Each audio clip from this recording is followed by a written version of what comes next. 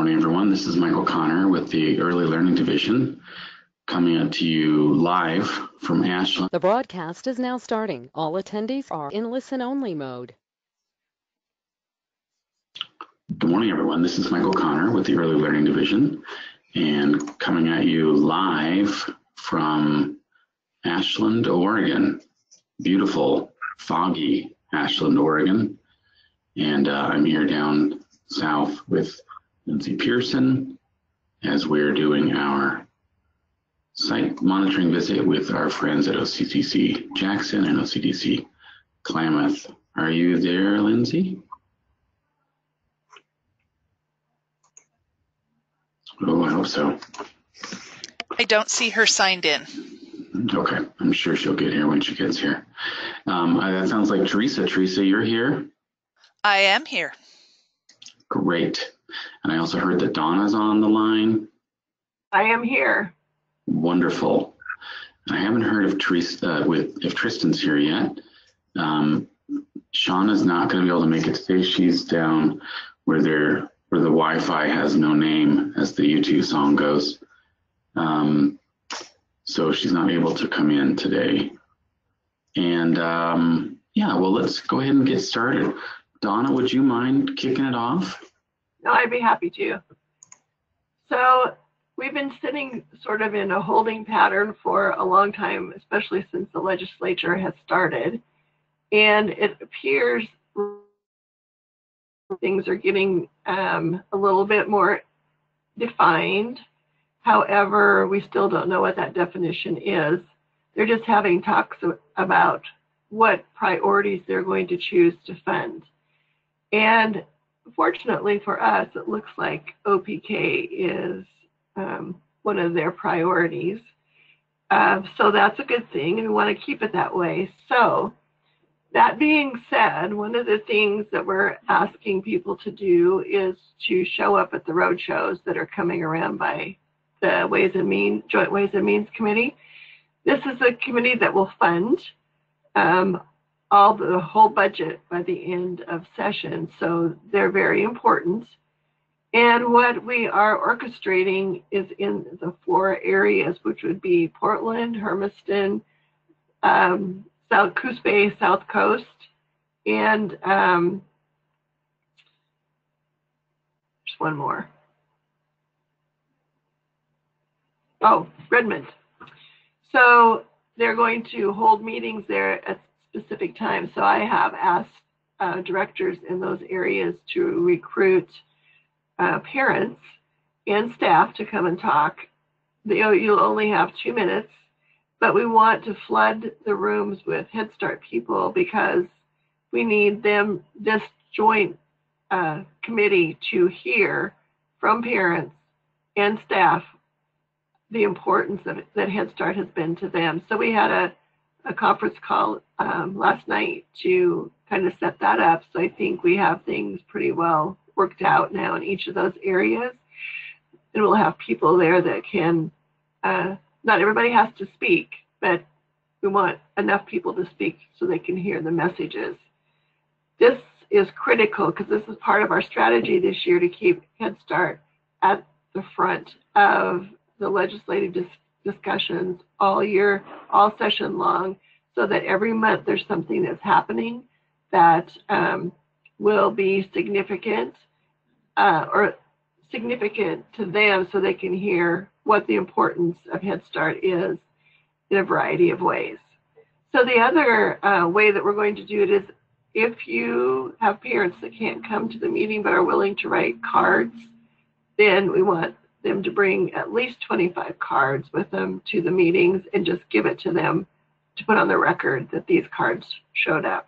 Cards can come later too, but having them at the meeting when the Ways and Means Committee is there is really, really important. So that's basically what we're doing at this current point in time. And then we're working out the details of the funding priorities. There's an early childhood meeting this morning as we speak, and Eva Pignotti, a parent and a staff member, are a team that testified the other night to the Joint Student Success Committee, and she's doing it again today. She's representing us, and it's really wonderful because they did such an amazing job, and it makes it so that I don't have to travel over the mountain for a 2 to 5 minute presentation, and Eva's been willing to do that. So I want to give a shout out to her and say thank you for doing that for us, because she's doing an awesome job, and it's really important for us to be present front and center. And it's also good for the committees to hear from more than just one person, me or 2 people or 3 people, to get more people involved, which we will as the session goes along. And this roadshow is going to be an opportunity for them to hear from a lot of people who potentially couldn't travel to Salem to speak or talk, and it just opens the door for them to hear about the value of Head Start. So that's where we are today. We're just moving down the road, and hopefully we will be successful at some level. And as we have more information, I will pass it along so we can be prepared.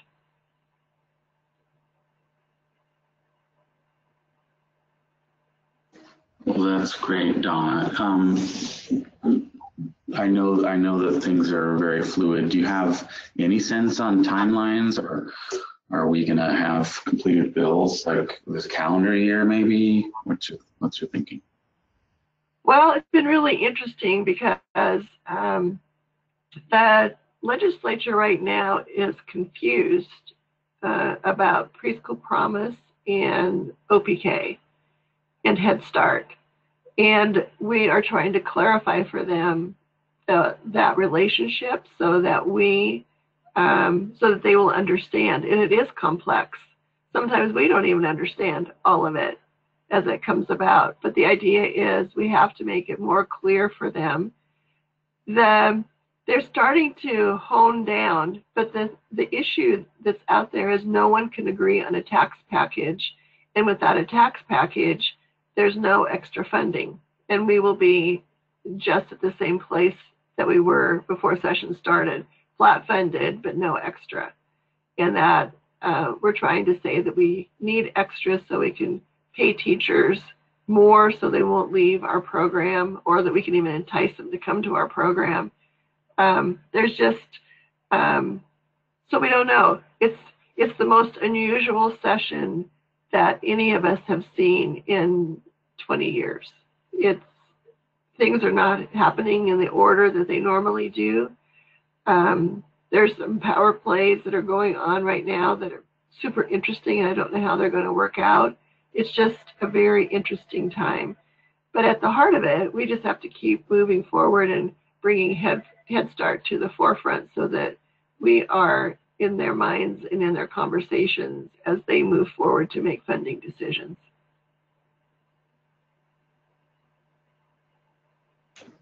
That makes sense. I'm going to just pause slightly in case anybody has any questions. Feel free to add those to the question box. I know Donna is always available if you want to reach out to her or Tristan off of the webinar. But I don't see any questions, so thank you, Donna. Really appreciate it. Really appreciate it. You're welcome. And, yeah. And we have to do a snow check-in. What's your snow check-in out there in Harney? We had no snow until last night, and we got 1 inch. Now it's raining, so we have slush, and we'll have ice. Okay. Well, we had dire warnings leaving Klamath Falls yesterday, and the snow was coming down, but we went over the pass and it was fine. No problem. Okay, so next up is Tristan. It looks like you're got on the panelist side of things. You're self-muted, it says, Tristan. So I invite you to unmute.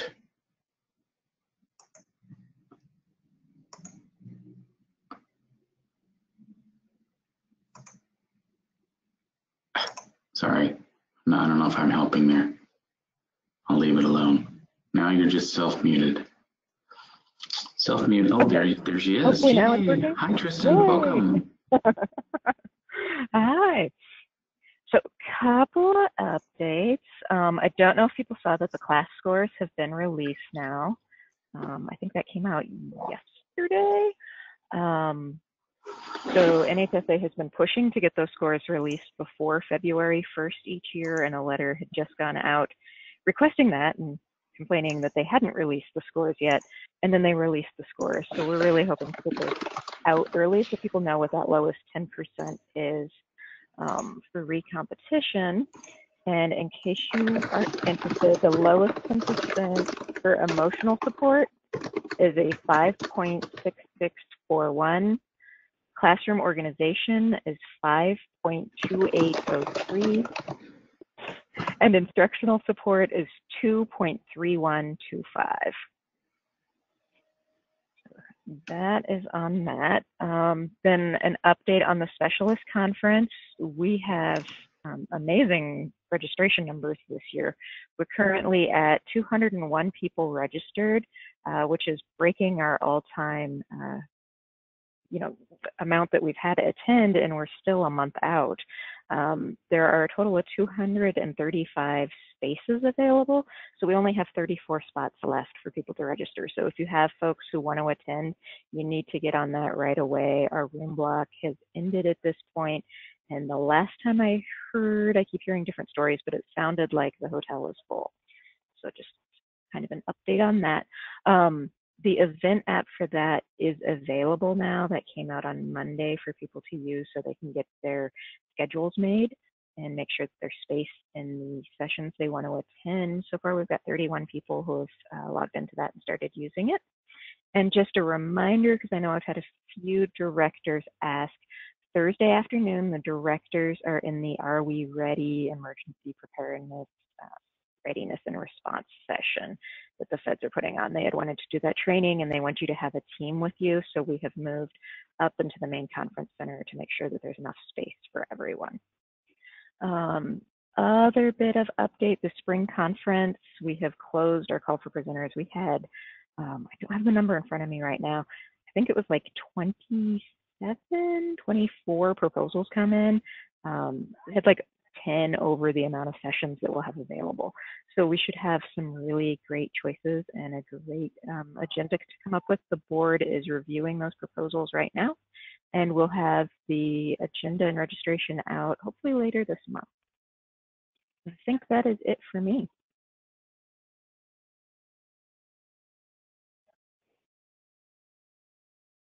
Great, thank you, Tristan.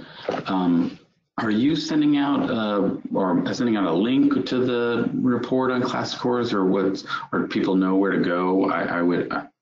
I'll pretend that I'm one of those people that doesn't know how to access that. Actually, it's not a pretend. I can send that out. Yeah, I just saw it this morning. So great. All right, thank you. Thank you. I'll just pause a second here. Any questions for Tristan?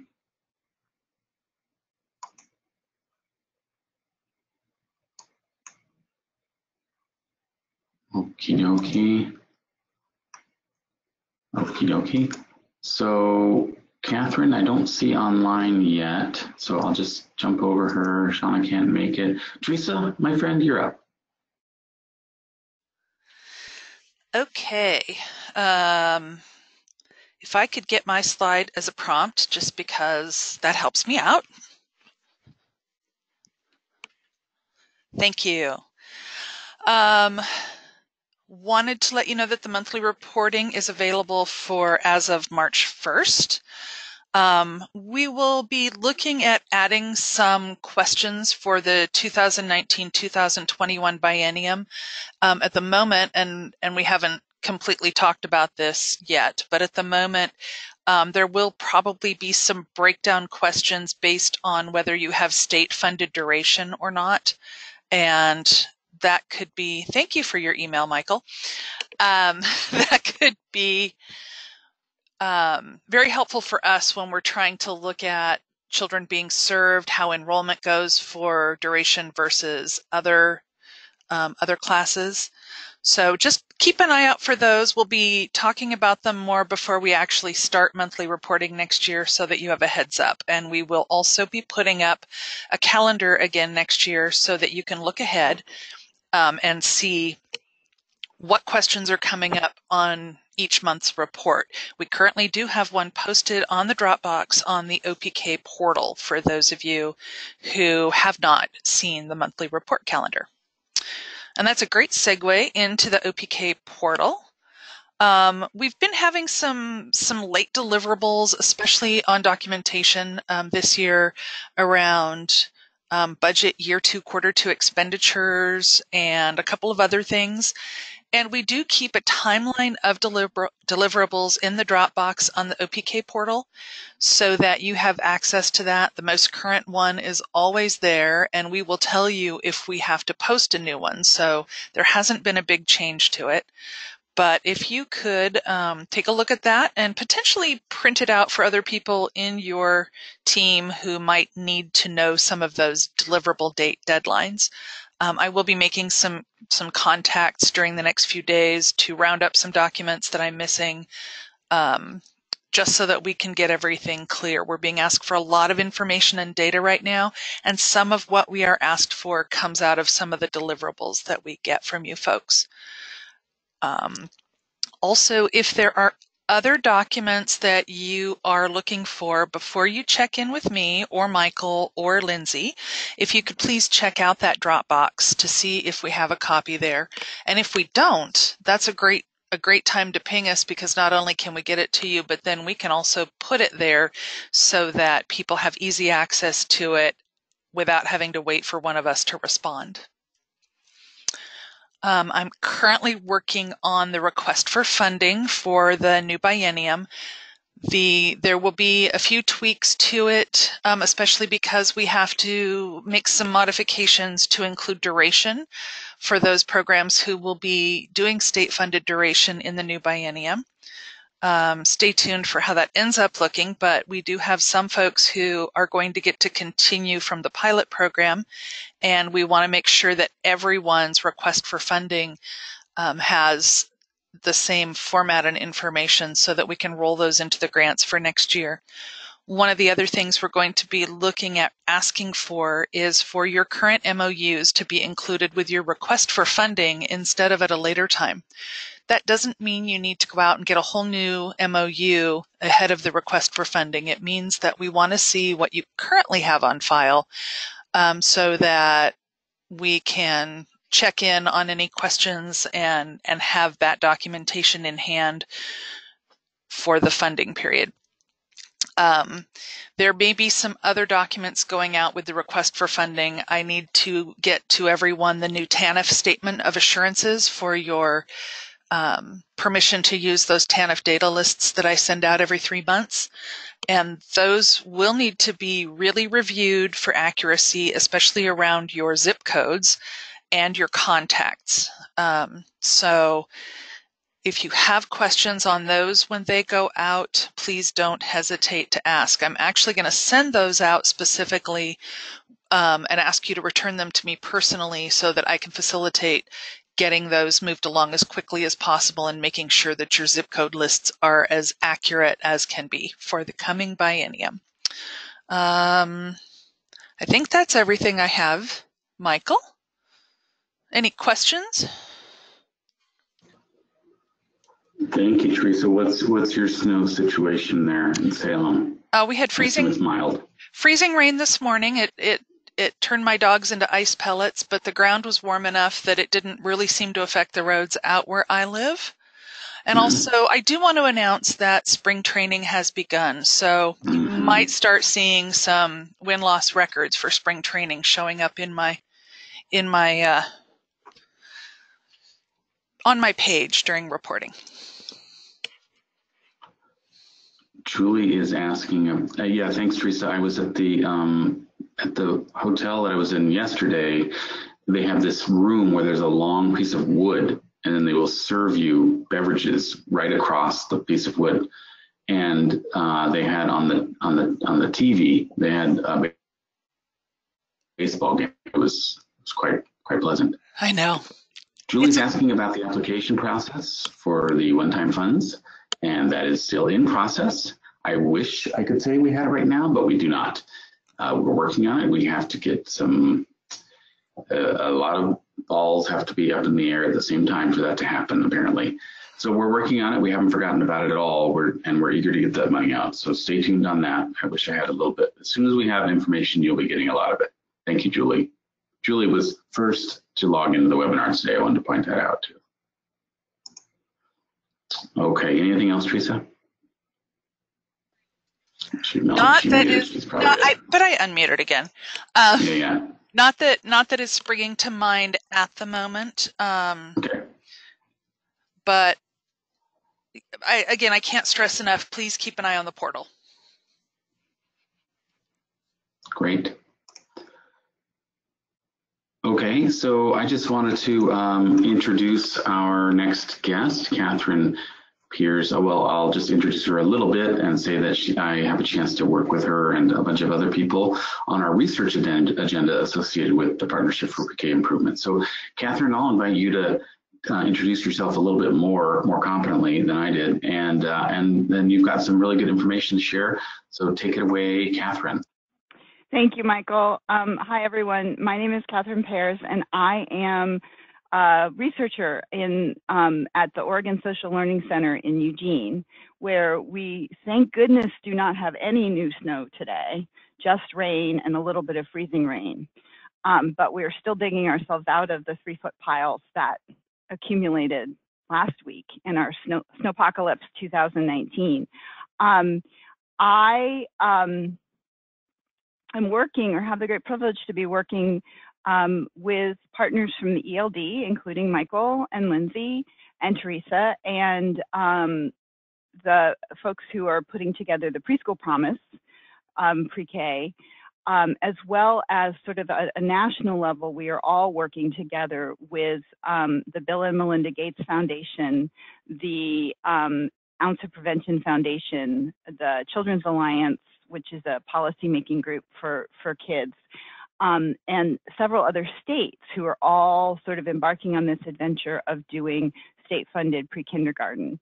And this sort of partnership is driven by Bill and Melinda Gates Foundation and their interest in finding out, what makes for good pre-K, state-funded pre-K, and what could funders, hopefully them, be doing to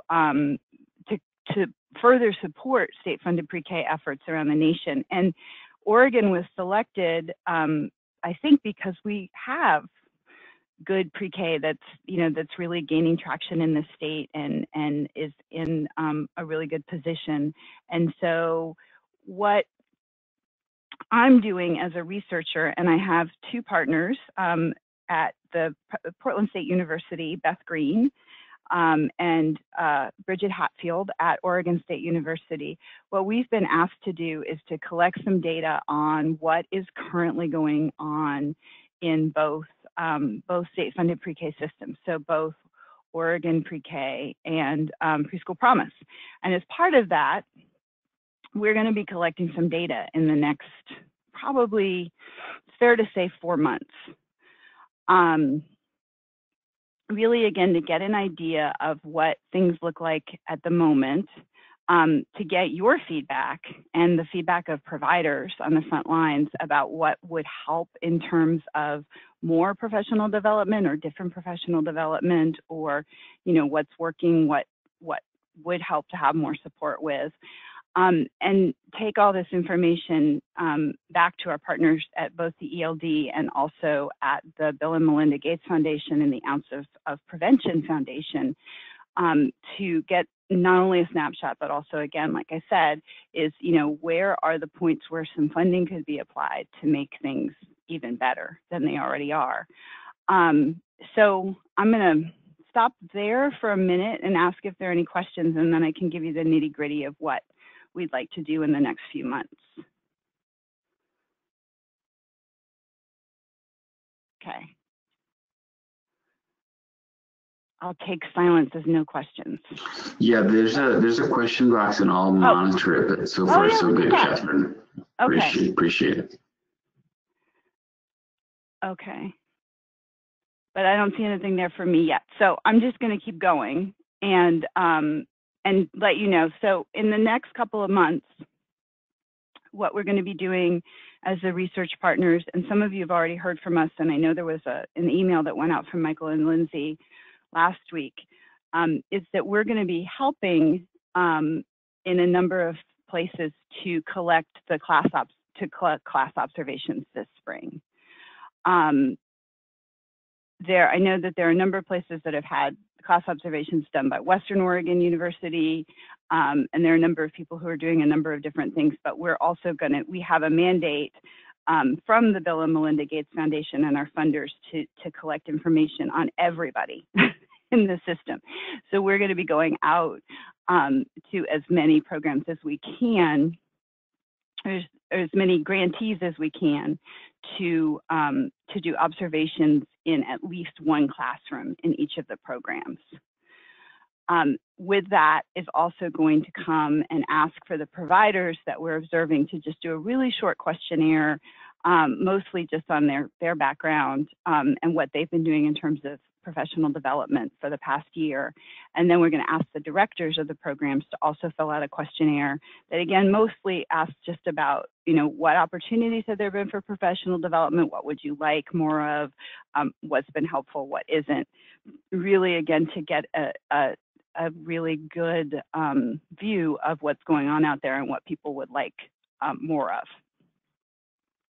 So our plan is to start contacting folks. I know we've talked to a couple of folks already and ask about just when would be a convenient time for us to come by. And then we will appear and hopefully do as little disruption in getting in anybody's way as possible. All we want to do is stand there and watch.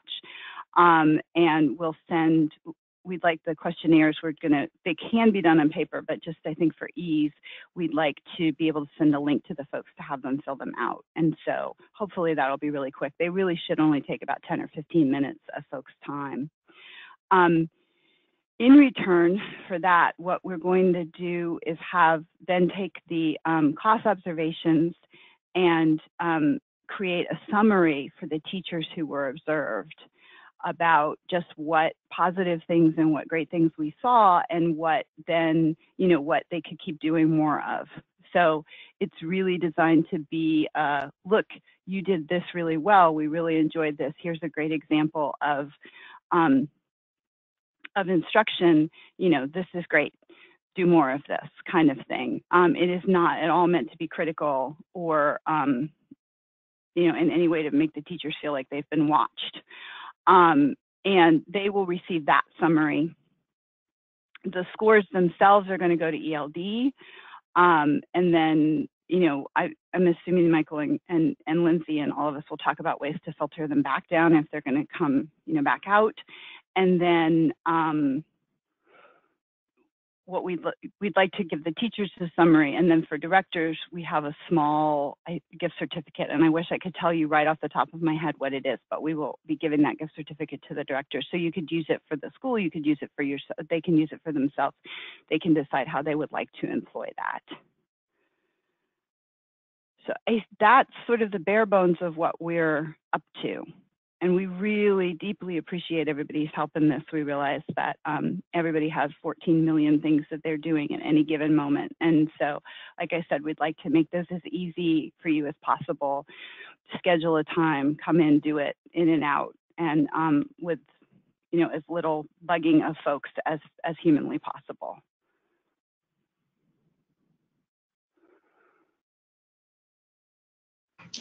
Catherine, I'm just making a little pause here okay. for questions. I do want to emphasize, this is a continuous quality improvement effort. This is a no stakes system here. We're trying to get a good temperature of the system, and we've been talking a long time about how ELD could learn how to have systematic class observation. So that's part of there's a learning agenda about just how do we do this? How are we able to set up a system where we can speak with some confidence about the quality of teacher-child interactions in our 2 public programs, and then orient our TNTA efforts in collaboration with Region 10 and other partners. So, so thank you, Catherine. Sure. And I did want to highlight that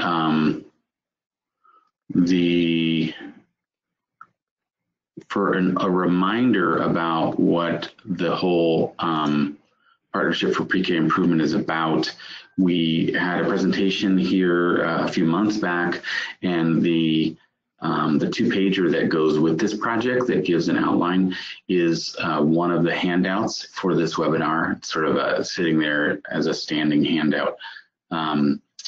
So if you're interested in a refresh, you can look at that and remind yourselves that the improvement project is focused on 5-ish areas of effective practice. So these 5 items are what we're focusing on in terms of how do we improve our system.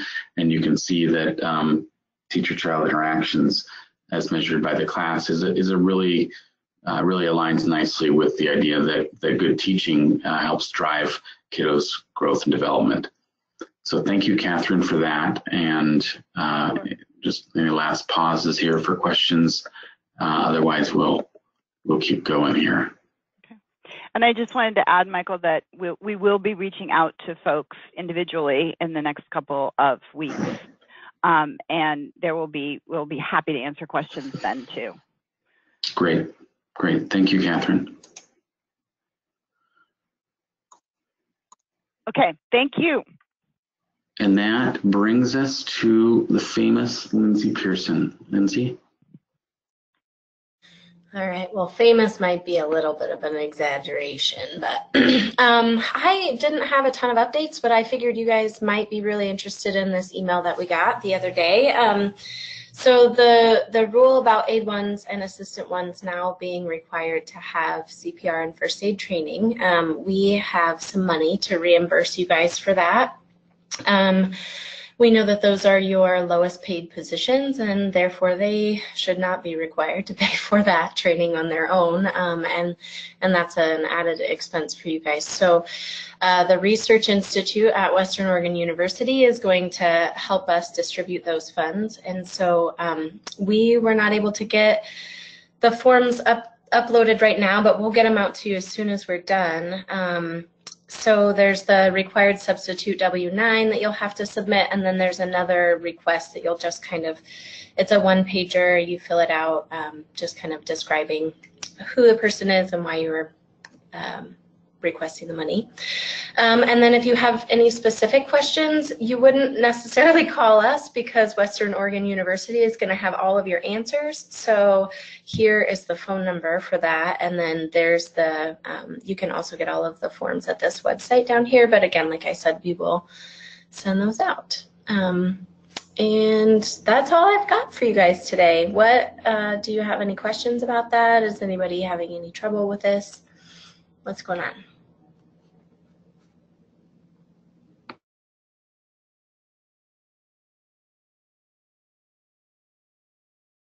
Okay, I'm just looking in the question box.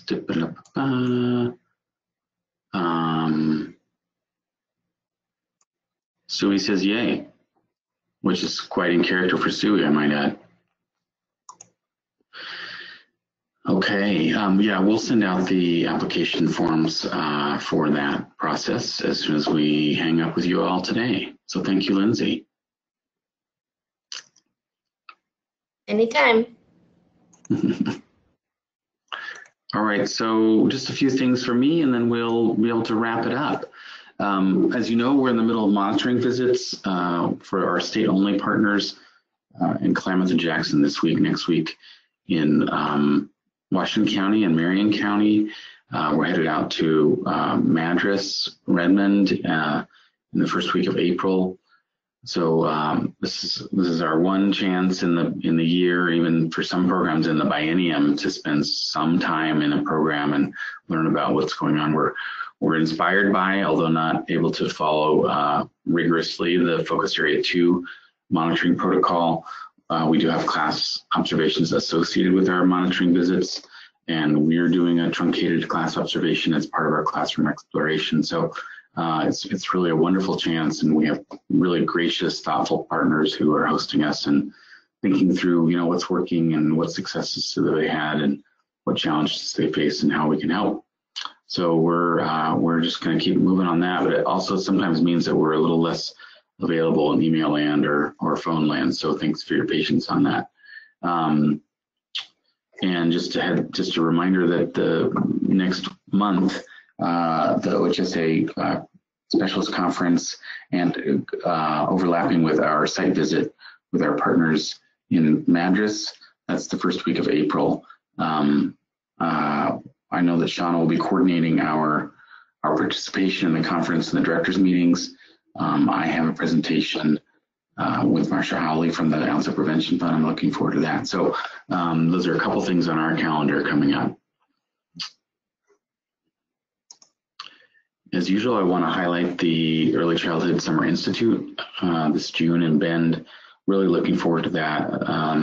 We're working really hard on setting up the 4-day intensive course for good teachers who want to move their practice to an outstanding level, and look for an update, I'm sure, this month on how you can nominate participants in that course, as well as register for other courses.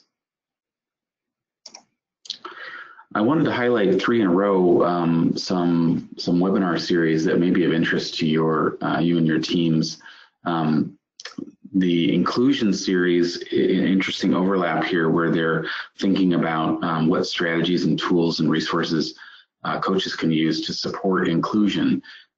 So if you've got school readiness goals around your children with IFSPs, or you've got teachers who are looking to improve their ability to integrate and individualize, this is a resource, a webinar coming up in a couple weeks for coaches to support good practices in teaching teams and so forth. Oh, I went to the website, didn't mean to do that, sorry about that. Let's see if I'm smart enough to undo that. Well, sorry for the headache there. So second webinar to highlight, the Teacher Time webinar series. I always encourage you all to get your teachers connected to that. And one of the great things about this series is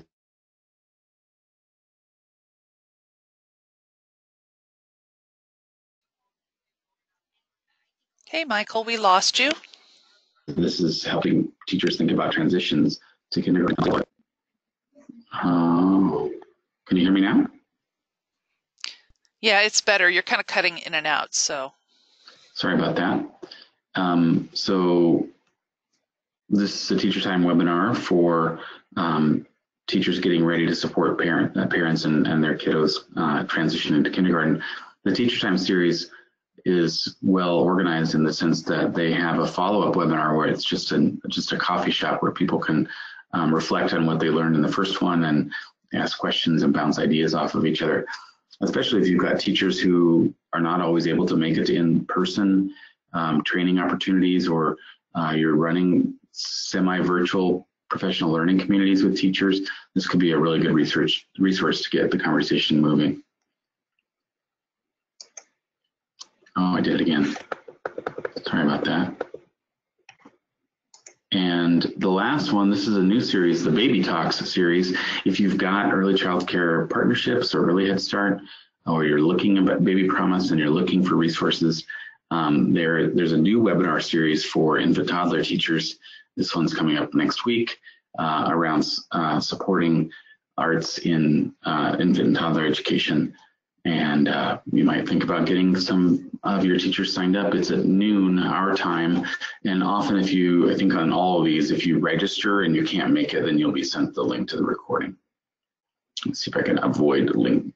So the way that the slides are, if you click on that item, it'll get you to the webpage to register.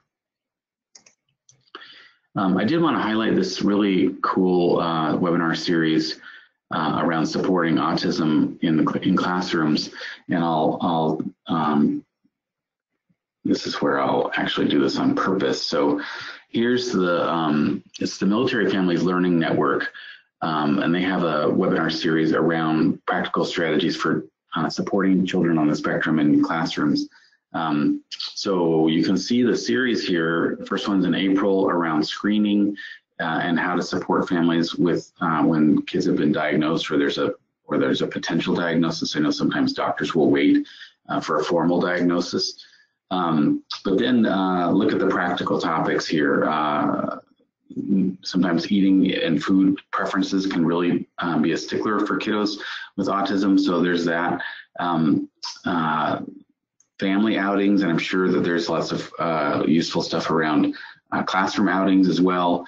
And then the last one is around different inclusion strategies for helping children challenged by autism to feel welcome and to be participating. So that series, all of that's free. And feel free to hook up some of your teachers and educators and instructional leaders and coaches and so forth. Looks like some of that might be really good for parents as well.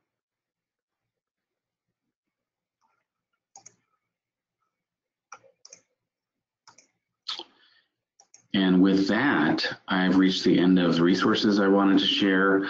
I wanted to thank everybody participating. We'll have a quick OPK only huddle after this, but otherwise, unless there are questions that pop up right now, I will wish you a very merry March, and we'll see you in 3 weeks in Redmond.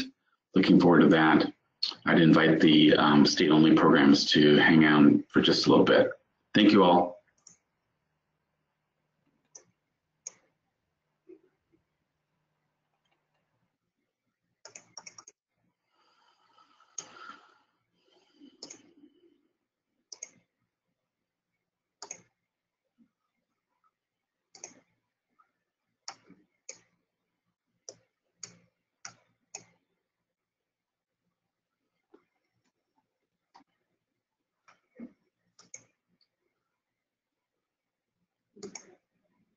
Just letting a few people drift off the line if they want, and then we'll check in with people. So I see Kathleen's on the horn there, and Leslie, and Stephanie.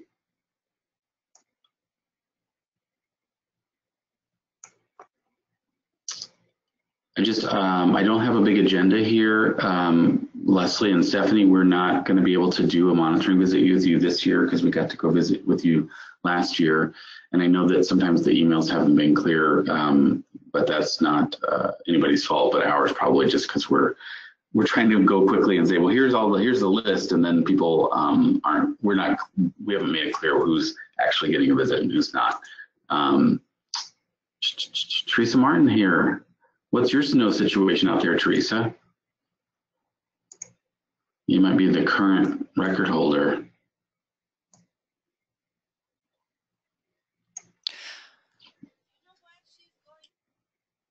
She's thinking about her answer. She's taking a deep breath. I think she's trying to see if she can beat Kim Brown's answer for Neighborhood House. I mean, Neighbor Impact, sorry. Because Neighbor Impact, yeah. Right. Competitive nature of things. Well, I really wanted to, on behalf of Lindsay, thank Kathleen for hosting us a couple weeks back. We had a really good visit with their wonderful program at Oregon State. We learned a lot. Hopefully we were able to identify some strengths and celebrate some successes and maybe raise some challenges that we can team up on. So thank you, Kathleen. I'm curious if there are any particular things that you'd like us to address in person at the April meeting that's coming up. I really hope that we have the one-time funds application done by then. I really do. That's high on our list. So anything that comes up for you all, otherwise I'll let you go. I just want to always give a chance to see if there's anything that we can help you with, or questions or concerns. Seeing none, no reason to dawdle. If not new, the blue sky is coming out, the fog is sitting in the Ashland Hills, and I wish you all a really good day and a really good week, and we'll see you soon. Thanks for your participation. Thanks, everybody.